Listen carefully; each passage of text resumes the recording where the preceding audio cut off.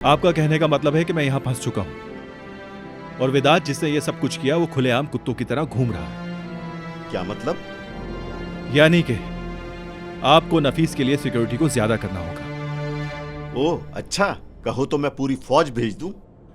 जैसा आप बेहतर समझे। या अल्लाह, ये लड़का भी। चलो मैं टीम भेज दूं। 4 नहीं बेटा, बस 2-3।